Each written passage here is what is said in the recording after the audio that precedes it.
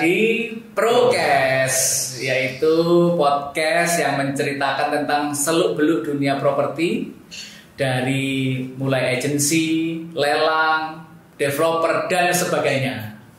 Hari ini kita kedatangan tamu spesial. Kita sebenarnya sama-sama host ya. Saya co-host, Konio host, tapi saat ini untuk yang episode ini kita akan tanya-tanya kepada untuk Konio. Jadi mungkin Konio bisa memperkenalkan diri dulu. Halo teman-teman properti, salam kenal. Nama saya Nio. Kalau teman-teman sering terima broadcast atau mungkin ketemu dengan saya, tahu muka saya tapi nggak tahu namanya. Ya, salam kenal. Nama saya Nio. Saya broker properti. Ya, saya kebetulan saat ini berbendera sendiri, independen. Di luaran di Surabaya saya biasa pakai nama Neo Vivi Property. Neo Vivi Property. Ya. Jadi yang selama ini mungkin terima broadcastnya Konio tapi belum tahu gimana orangnya, ini adalah Konio. Nanti bisa janjian ya kalau mau ketemuan ya. Boleh. Jadi ini kita ngobrol-ngobrol santai aja ya Konio ya. Mungkin latar belakang Konio seperti apa, mungkin mulai tahun berapa Konio ini terjun di bisnis properti ini. Baik, supaya lebih kenal ya. Saya akan ceritakan pertama-tama bagaimana kok saya bisa nyemplung di dunia perbrokeran ya teman-teman. Awal mula memang saya startnya itu kalau dibilang sudah agak terlambat sih ya, memang terlambat ya. Saya mungkin 2014 ya seingat saya 2014 sampai sekarang ya. Itu awalnya juga saya belajarnya itu juga ikut gabung dalam salah satu kantor agen properti ya. Saya ada teman ya yang ngajak ikut gabung ke kantor properti. Ya pada saat itu memang kondisi saya waktu itu memang saya sedang tidak ada pekerjaan ya. Background saya itu saya pernah jadi wirausaha, pernah jadi pengusaha juga pernah, terus jadi sales juga pernah, ya macam-macam lah saya banyak pekerjaan waktu dulu. Nah terakhir itu memang saya sedang lowong, tidak ada pekerjaan waktu itu. Nah saya juga coba beberapa pekerjaan freelance yang lain, misalnya insurance juga dan lain sebagainya. Tapi ya mungkin bukan maksudnya bukan sama saya mungkin kurang cocok ya. Terlepas dari ada yang memang berhasil juga teman-teman di dunia insurance ya. Nah, ya memang diakui mereka yang berhasil itu memang diakui, saya akui ya memang mereka bagus ya, bagus. Nah mungkin saya aja yang nggak mampu. Terus saya ketemu teman, terus saya diajak gabung, akhirnya saya mau dan keterusan sampai sekarang. Ya itu sih. Nah, jadi backgroundnya kok bisa saya itu akhirnya nyemplung sampai saat ini. Sekarang 2005 ya sekitar 11 tahun. 11 tahun ya, lama sekali ya. 10 tahun, masih baru sih. Tapi sudah termasuk lama lah 10 tahun. Katanya kalau orang tua bilang kalau terjun di salah satu bidang usaha itu kalau belum 10 tahun itu kayaknya belum yakin. Belum, maksudnya itu masih dasarnya. Jadi masih perlu belajar terus. Ya. Nah tadi Konio kan bilang kalau nyoba bidang usaha macam-macam, ada insurance, ada wirausaha, multi level marketing pernah? Waktu itu juga pernah ya. entah gimana ya kalau MLM itu saya juga kurang minat ya. Dari dalam saya sendiri saya mungkin ya kurang minat. Meskipun banyak orang yang sukses juga di sana ya. Betul juga. gitu loh. Tapi biasanya agent properti, agent asuransi sama multi level ini biasanya lingkupnya sama orang. Iya betul. Ketemunya loh ini kan di asuransi. Iya betul. Gitu. Jadi ya mereka kebanyakan mereka double sih ya, ada yang agent insurance juga, terus ke broker juga, MLM juga. Lah ini dari semua bidang yang sudah dicoba itu kan pasti ada trigger point ya. Kenapa kok tiba-tiba yang dipilih properti? Pasti ada sesuatu hal yang membuat itu. Iya, karena gini, saya ini kan awal-awal memang dulu itu kan saya sebelum jadi pengusaha dulu saya memang backgroundnya itu seorang sales. Nah kebiasaan mungkin kalau sales itu kan menawarkan sesuatu dari barang, ada barangnya ada wujudnya begitu. Kalau yang lain itu kan kalau MLM mungkin ya juga ada barangnya, tapi kan yang difokuskan kan dia sistem itunya ya, bisnisnya. Ya. Jadi member get member ya, dari penghasilan di situ. Sedangkan insurance kan juga barangnya kan juga nggak kelihatan ya. Jadi kita hanya proposal ya. Betul, proposal terus kita untuk menjual suatu proteksi yang belum kejadian begitu ya. Jadi mungkin ya saya bukan kemampuan mungkin nggak sampai ke situ. Jadi saya dijual lebih enak jual yang kelihatan aja. Ada wujudnya. Iya, di properti ini kok kebetulan ya itu ada wujudnya. Dan wujudnya itu nilainya juga nilainya gede. Nah, komisinya juga gede ya. Nah, betul juga. Itu salah satu triggernya. Ya, benar. Karena kapan lagi kita bisa jual barang yang mahal? Iya. Ya, selain jual mobil ya. Selain mobil. Tapi mobil sama rumah masih tetap mahal rumah sih. Betul, rumah. Itu sih. Ya itu yang akhirnya keterusannya itu. Ya dari penjualannya itu kok enak gitu ya hasilnya. Gitu. Tapi perjuangannya ya susah. Iya, ya semua bisnis memang kita harus ada perjuangan. Ya perjuangan. Iya, nggak ada bisnis yang santai dapat uang itu biasanya. Betul. Malah cepat matinya biasanya kan. Dan lagi ini bisnis ini nggak bisa ini ya teman-teman nggak bisa separuh hati ya. Jadi memang diperlukan kayak konsistensi, komitmen dan pengorbanan. Betul. Iya, banyak lah. Ya.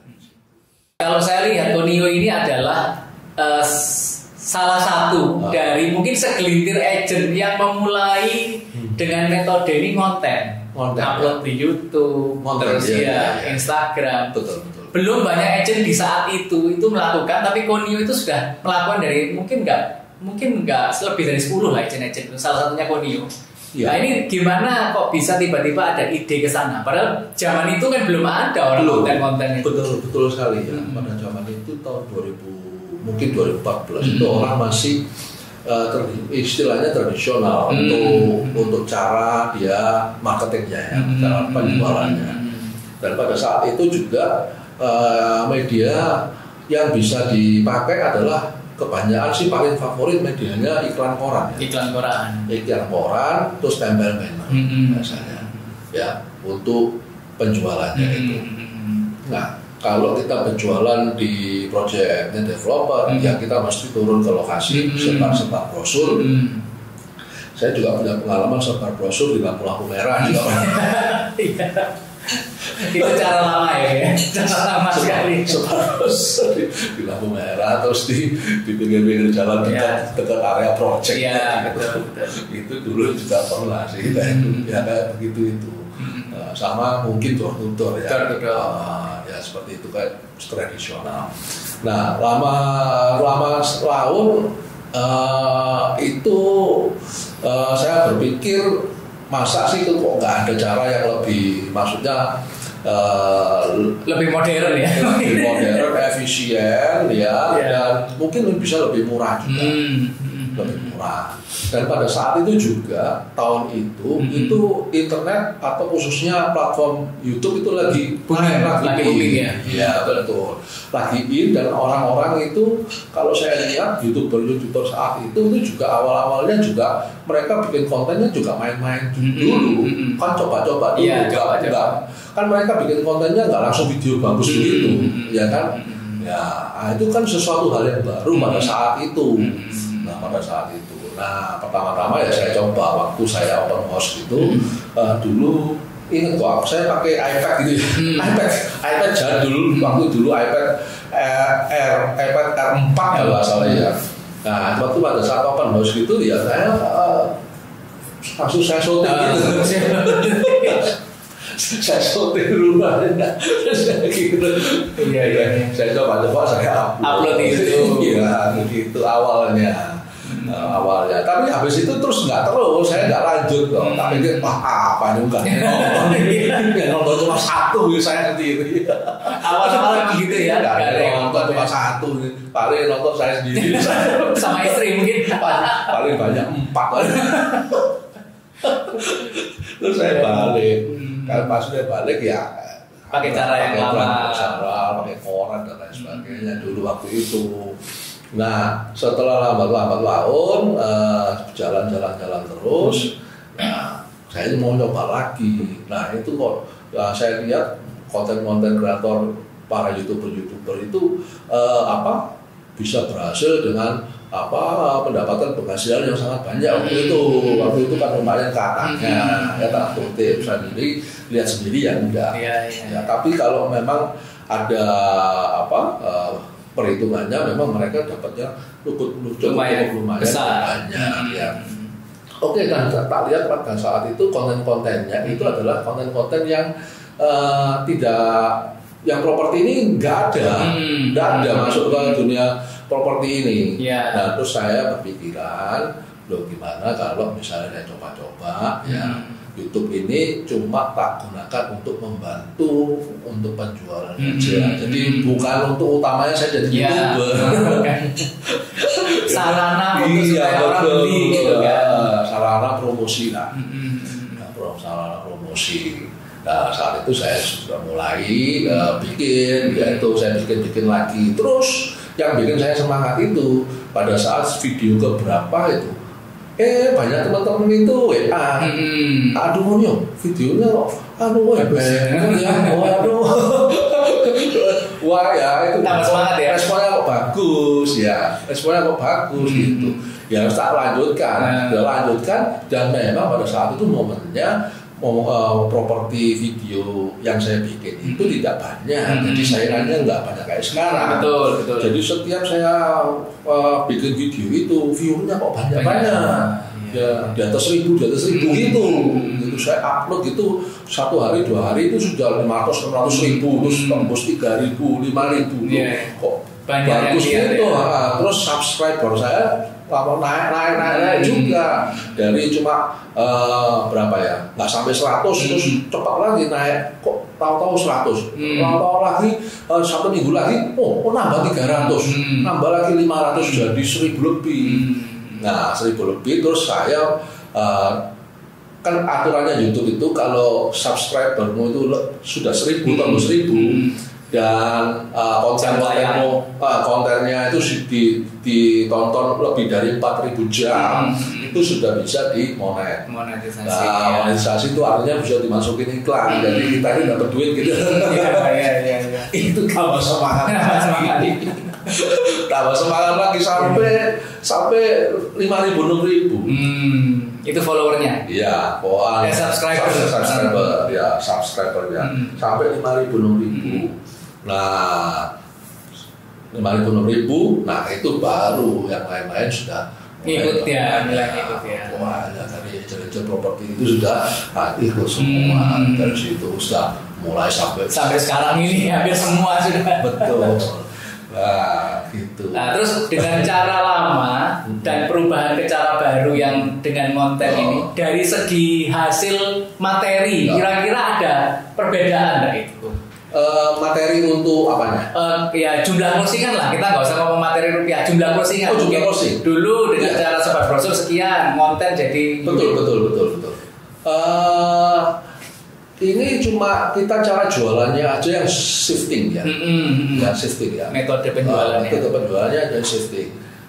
Kalau penjualannya sih karena kita itu sekarang sudah praktis, sudah tidak melakukan cara orang tradisional baru, ya penjualannya ya bisa dibilang ada bagus sedikit, lebih bagus. Peningkatan lah ya. Ada ya memang ada. Dan juga plus dari monetisasi YouTube tadi ya, iklan ya. Ya, otomatis itu kan dapat dari itu, tapi memang itu jumlahnya masih sedikit. ya oke lah daripada nggak ada. Benar. Daripada nggak ada sama sekali kan lumayan bisa dibelikan misalnya peralatan tambahan peralatan gitu. Ada nggak ini hasil dari endorse bisa dari teman? Belum sih. Toko bangunan nih. Aku endorse ya toko bangunanku misalnya gitu. Belum ya. Jadi kebanyakan memang dari YouTube-nya sendiri ya, ads ya. Dari ads sama dari penjualan dari properti ya. Dari properti ya, nomor satu tetap yang dari penjualan properti. Betul, karena memang tujuan saya kan ini bukan utama. Iya. Bukan mata pencaharian utama. Saya kan mata pencaharian utama kan ada di properti jualan rumah. Ini hanya sarana untuk mempermudah dan membantu untuk membantu iklan gitu. Ya. Ini kan banyak teman-teman agent properti yang mungkin ya pemula atau ada orang yang pengen terjun jadi content creator, tapi mulainya dari mana? Ini mungkin bisa jadi jawaban daripada kan banyak nih. Content creator itu ngasih makanan. Benar. Mungkin bisa jadi jawaban teman-teman kalau misalnya teman-teman ini pengen jadi content creator. Ya. Sarana yang dipakai adalah rumah-rumah yang dijual itu. Selain jadi content creator nanti dapat komisi kalau ada penjualannya. Iya, betul saya. Betul ya. Benar. Jadi ini adalah salah satu bidang karir juga teman-teman ya. Yang saat ini sangat relate banget dengan khususnya anak-anak muda, ya, apalagi sekarang coba lihat blogger-blogger properti itu sekarang didominasi dengan anak-anak yang muda-muda ya. Karena apa? Karena ini sangat cocok banget nge-match ya, nge-match dengan mereka. Dulu mereka itu kurang suka karena apa? Karena metodenya nggak cocok sama mereka, karena jiwa mereka itu nggak cocok di situ, karena itu boring banget ya teman-teman. Jaga pameran, brosur nggak cocok ya. Iya, itu nggak cocok dengan orang-orang muda itu. Orang-orang muda itu sekarang kan lebih energik, ya mereka lebih kreativitasnya lebih tinggi, ya kan. Maunya hasilnya instan, ya kan. Hasilnya instan, ya. Ya ini teman-teman mungkin bisa menggeluti atau masuk di bidang properti. Dibuka seluas-luasnya teman-teman membuat konten sekreatif-kreatifnya untuk menjual satu objek properti ya, dan propertinya itu proyeknya tidak berhenti teman-teman. Ada terus ya, tidak kurang-kurang. Ya. Sehari membuat satu mungkin bisa ya. Bisa. Sebulan bisa 30 atau mungkin sehari 2 ya. Hari teman-teman mau bikin konten properti pun ada, bisa. Jadi tidak kurang-kurang teman-teman. Jadi materinya itu banyak. Iya, banyak. Jadi ini memang sekarang sangat digandrungi. Itu bagi teman-teman yang mau konten tapi bingung materinya apa. Bidang ini sangat cocok buat kalian. Benar. Untuk memulai ya. Bagi orang yang bingung ya mulai dari mana ya. Betul. Benar sekali.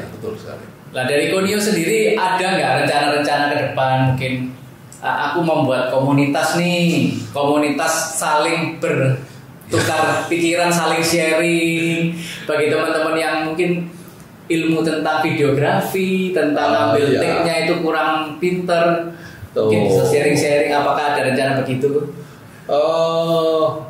Terus terang sih belum ada ya. Karena apa? Teman-teman sekarang itu mereka kantor-kantor agensi properti itu memberikan pelatihan, sampai berani meng-hire mentor untuk memberi pelatihan kepada broker-brokernya teman-teman. Nah, Kalau teman-teman kalau memang mau belajar konten dan lain sebagainya di properti ini, ya teman-teman cari aja kira-kira agensi mana yang memberikan atau mempunyai fasilitas untuk pelatihan membuat konten properti itu. Iya, termasuk sosial medianya teman-teman. Jadi membuat konten dengan sosial media itu ada berbeda juga ilmunya teman-teman. Ya, betul. Ya, satu bikin konten ya teman-teman mesti mempelajari paling enggak videografer dan lain sebagainya, ya, bikin skrip apa saja. Kalau sosial, dengan kontennya itu kan harus diupload di sosial medianya. Nah, sosial medianya bagaimana supaya bisa tumbuh, bisa grow gitu. Itu ada ilmunya sendiri. Ada belajar lagi. Saya juga masih tahap belajar juga. Masih raba-raba. Cuma saya berusaha konsisten aja membuat konten apa yang saya bisa. Saya terus terang juga otodidak, belajar sendiri dari tutorial-tutorial yang anak-anak muda kasih upload di YouTube itu. Saya banyak belajar di situ juga. Jadi saya belajar sendiri, saya coba dan saya upload. Saya upload di sosial media saya. Kebetulan saya punya semua platform ya. Ke TikTok saya punya, Instagram punya, YouTube punya, Facebook punya. Gitu. Jadi ya saya memanage akun-akun sosial media saya untuk membranding. Salah satunya ya untuk membranding brand saya, dan kedua ya untuk mempromosikan barang-barang apa yang saya jual. Ya, yang di konten tadi. Betul sekali, gitu. Dan juga teman-teman kalau misalnya tergabung di agensi yang punya akademi mungkin ya untuk videografi dan sebagainya, itu ada satu nilai plus lagi. Jadi teman-teman jadi punya akses untuk ke developer. Iya, betul. Kalau orang awam mungkin datang ke sana pasti kan ditolak kan. Tapi kalau misalnya tergabung di salah satu agensi, itu nanti kalian bisa punya akses, bilang aja dari agensi A gitu mau konten, itu pasti akan langsung diizinkan. Enaknya di situ juga. Benar, teman-teman. Jadi objek kontennya itu sudah disiapkan. Jadi sudah ada rumahnya. Jadi teman-teman tinggal ya kreativitas teman-teman dari rumahnya itu mau dikonten seperti apa. Mau di konten host tour atau beauty shop atau macam-macam lah. Iya, banyak sekali lah. Kalau mau nari-nari juga Jadi mungkin teman-teman yang mau sharing pengalaman bisa nanti kontak Kurnia juga. Nanti ada ya nomornya tuh ya di bawah ya. Ya boleh. Ada di deskripsi. Iya. Ya pokoknya jangan ragu. Apalagi kan Pak ini kan juga punya kantor agensi properti. Ya, teman-teman bisa coba juga. Nanti belajarnya sama gabung di Domus lah. Properti. Kan kantor agensi properti. Iya. Terus kalau mengenai usia nih, usia konten ini, apakah kalau anak SMA itu apakah sudah bisa atau semua kalau konten itu ya? Kalau kontennya sendiri sih tidak pandang usia, nggak pandang. Semua usia tuh boleh, cuma kalau yang di properti ya sebaiknya masalah. Gabung aja properti itu konten. Tapi kalau kuliah berarti sudah bisa ya, sambil dia kuliah, sambil konten, ya kan? Loh, sepanjang teman-teman kalau kuliah bisa bagi waktunya dengan kuliahnya, dengan jadi broker properti kan lebih bagus lagi. Sambil belajar teman-teman bisa cari duit asal bisa bagi waktunya. Jangan sampai mengganggu kuliahnya. Betul. Ya skala prioritasnya di mana? Mau sekolah dulu atau kerja gitu. Kalau sekolah dulu ya lebih baik selesaikan aja sekolah gitu. Atau mungkin yang mau lulus mau jadi content creator sambil cari kerja atau mulai bisnisnya bisa juga. Boleh. Mereka terbuka kok bagi yang masih kuliah pun boleh. Boleh. Ya, boleh. Nah, untuk ini pertanyaan terakhir nih. Jadi untuk ngonten itu kan kita itu perlu alat-alat ya yang kita pakai ya. Nah, itu kira-kira mahal apa murah sih alat-alatnya? Tergantung ya teman-teman. Sekarang konten properti, konten saya bicaranya general ya, video konten-konten itu tidak semua pakai suatu alat-alat yang mahal-mahal loh teman-teman. Tidak. Karena pada dasarnya kebanyakan kita yang bikin konten itu juga bukan seorang videografer profesional, bukan kok. Dan tidak ada jaminan ya video yang proper yang maksudnya yang bagus itu viewernya bisa tinggi, bisa viral, itu nggak ada jaminan juga. Ya, jadi alat apapun yang bisa untuk merekod, pokoknya bisa untuk merekam, itu bisa digunakan teman-teman. Yang paling penting adalah niat dan hasil ya. Nah, niat dan konsisten. Betul, niat dan hasil konsisten. Kalau teman-teman hanya niat saja, tapi tidak ada actionnya, tidak pernah bikin karena teman-teman mungkin waduh nanti hasilnya jelek, siapa yang mau lihat ya toh. Berarti berarti teman-teman nggak melakukan kan, tidak ada hasil karya yang dihasilkan walaupun jelek. Saya dulu itu pernah ada quote ya, sejelek apapun video yang anda bikin itu percayalah pasti ada yang suka, sejelek apapun. Paling tidak kamu punya orang tua suka, adikmu suka ya, itu pasti ada kan, itu aja cukup ya, sejelek apapun gitu. Jadi hasilkanlah dulu hasil video pertama Anda gitu. Itu baru next stepnya, dan konsisten ya. Betul, next stepnya apa baru ada dulu hasilnya. Yang penting itu. Dulu awal-awal video saya ya belepotan, mana ada orang coba sekarang bisa di tracer kok di akun YouTube saya itu video pertama saya awal-awal orang lihat video saya pusing, muter-muter, pusing, ya kan postur kan, kameranya kan jarak terus gerak-gerak, orang lihat loh pusing, tapi yang lihat waktu itu ribuan loh. Nah sekarang ya video kayak gini apa sampah ini. Karena levelnya sudah naik ya. Sampah. Karena orang sudah banyak yang bagus-bagus. Sudah banyak yang ikut bikin dan mereka mau belajar bagaimana cara membuat video yang bagus. Tapi awal-awal ya gitu dulu. Iya kan? Awal-awal gitu dulu baru yang penting action ya, Nanti baru gitu mengikuti skillnya di upgrade.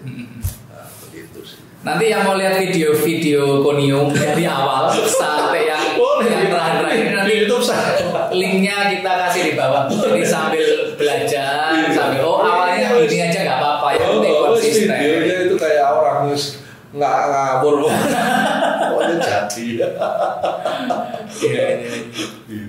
Ya buat teman-teman yang sudah nonton video ini, semoga Konio ini bisa memberikan inspirasi lah, inspirasi apa yang tadi semoga bermanfaat. Tadi harus konsisten, yang penting action meskipun jelek nggak apa-apa, awal yang penting action dulu. Iya, jangan minder sama video orang-orang yang punya video bagus-bagus itu, jangan usah minder, nggak ada jaminan ya, nggak ada jaminan video yang bagus itu viral kok. Benar. Ya dan terus mengembangkan diri dan terus belajar. Betul, upgrade skillnya. Yang penting awalnya dulu aja. Step awalnya dulu hasilkan konten Anda sendiri. Betul. Original ya bagus, lebih original ya bagus. Iya. Tapi ini ada tambahan tuh pertanyaan ya. Kalau konten itu apakah perlu nampilkan diri apa enggak ya Bu ya? Tergantung ya. Iya, tergantung. Bisa juga nggak perlu tampil diri. Tanpa tampil nggak apa-apa ya? Nggak apa-apa. Iya. Jadi yang malu-malu tampil di awal nggak usah lah. Yang penting buat video dulu. Nggak apa-apa, cuma gambar terus ada suaranya didubbing. Kalau tidak mau suara pakai caption aja. Iya. Ada kok influencer malah yang terkenal itu malah dia tidak nampak ya? Nggak nampak orangnya. Banyak. Iya. Oke. Hari ini saya juga dapat banyak inspirasi dari Konio. Semoga teman-teman yang lain juga. Dan juga jangan lupa teman-teman di Prokes. Nah ini kita akan selalu rutin ya Ko ya. Kita berdua ini akan selalu rutin mengundang beberapa tamu-tamu di bidangnya, tapi tetap di lingkup properti ya. Betul. Kita bicaranya di properti. Lingkup properti ya. Nanti mungkin ada bidang-bidang yang lain. Nantikan aja ke depannya. Terus jangan lupa apa kok? subscribe ya. Oh. Channel YouTube-nya. Kalau bisa kunjungi lah video-video saya gitu gimana. Ya hasil saya di YouTube.